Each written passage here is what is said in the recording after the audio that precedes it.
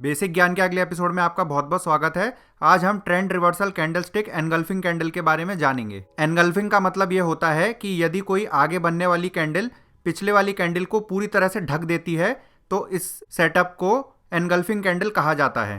जैसे मान लीजिए कि यहाँ पे कोई एक डाउन ट्रेंड चल रहा था, तो यहाँ पे एक नीचे एक रेड कैंडल बनी है, पर जो अगली कैंडल बनी है उसने इस पुरानी कैंडल को पूरी तरह से ढक दिया है। और ये कैंडल यदि इससे साइज में पूरी तरह से बड़ी होती है और नीचे की साइड और ऊपर की साइड दोनों तरफ से इसको ढक देती है, तो इस वाली जो कैंडल जो अभी बाद में बनी है इसको एक एनगल्फिंग कैंडल बोला जाता है। यदि इस तरह की एनगल्फिंग कैंडल डाउन ट्रेंड की तरफ नीचे की तरफ बनती है तो यहाँ से ट्रेंड ऊपर की तरफ जाने के चांसेस ज़्यादा बढ़ जाते हैं।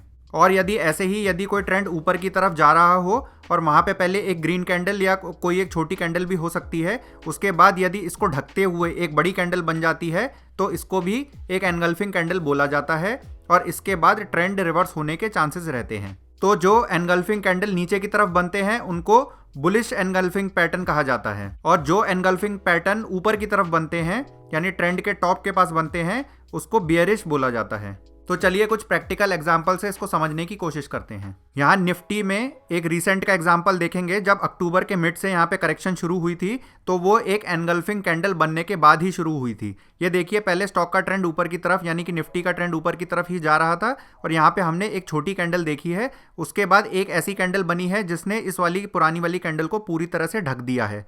और उसके बाद कंफर्मेशन के लिए हम एक दिन का वेट और करके देखते हैं और अगले दिन भी प्राइस नीचे की तरफ ही जा रहा है। उसके बाद हम देखते हैं कि इसमें गिरावट बढ़ती ही जा रही है। और बीच में भी हमने देखा कि जब यहाँ से उछाल आ रहा था तो यहाँ पे भी एक पहले छोटी ग्रीन कैंडल बनी और उसको ढकते हुए एक रेड कैंडल बनी, जो कि एक बियरिश एनगल्फिंग पैटर्न है। और उसके बाद हम देखते हैं कि प्राइस जो है वो और काफ़ी नीचे की तरफ चला गया है। और जो यहाँ पे लोकल टॉप बने हैं उसमें भी हम देखेंगे कि इससे पिछले वाली वीडियोस में हमने डिस्कस किया था कि ये एक इवनिंग स्टार है और वही सेटअप के बाद ही इसमें गिरावट आई है। ऐसे कोई ना कोई कैंडल का सेटअप बन रहा होता है, उसके बाद हम ये पता लगा सकते हैं कि प्राइस किधर की तरफ जा सकता है। इस वाले एग्जाम्पल में देखिए, पहले स्टॉक ऊपर की तरफ जा रहा था, उसके बाद स्टॉक ने यहाँ पे कुछ दिनों की करेक्शन स्टार्ट कर दी थी। उसके बाद हमने देखा कि एक बड़ी सी ग्रीन कैंडल बनती है और इसने ये सारी की सारी कैंडल्स को एक बार में ढक दिया है। जब भी कोई एनगल्फिंग पैटर्न बनता है तो उसका जो बॉटम होता है वो स्टॉप लॉस की तरह काम करता है और उसके बाद जब तक स्टॉक प्राइस इसके ऊपर बना रहता है तब तक हम इसमें वेट करते रहते हैं। और हमने देखा कि जब ये एनगल्फिंग पैटर्न बना उसके बाद फिर स्टॉक कुछ दिन रेंज में रहा, पर उसके बाद फिर इसमें तेजी बनती चली गई।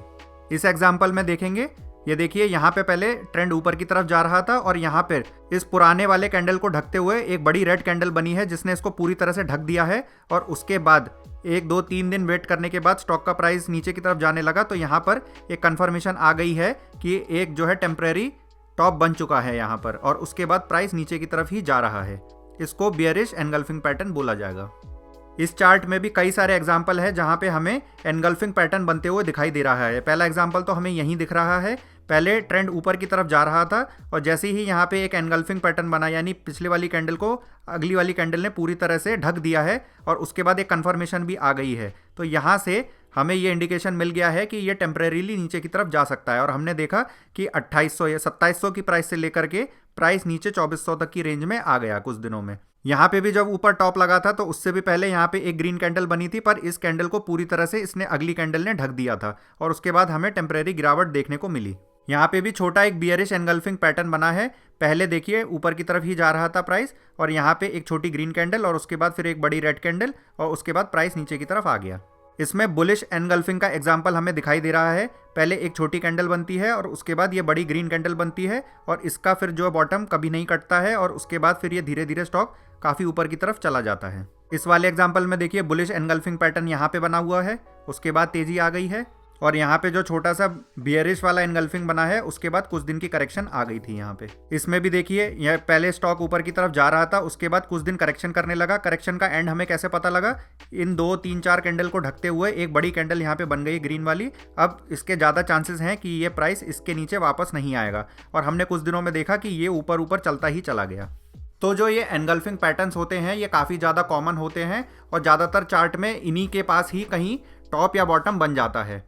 आशा करता हूँ आपको इस पैटर्न के बारे में जानकारी मिली होगी। यदि आपको हमारे एफर्ट्स पसंद आ रहे हैं तो इस वीडियो को लाइक कर दीजिए और हमारे चैनल को सब्सक्राइब कर दीजिए। और अगर आपने अभी तक हमारा फ्री टेलीग्राम चैनल ज्वाइन नहीं किया है तो उसको ज्वाइन कर लीजिए। उसका लिंक हमारे डिस्क्रिप्शन बॉक्स में और क्यूआर कोड अभी आपके सामने आएगा। Thank you and have a nice day.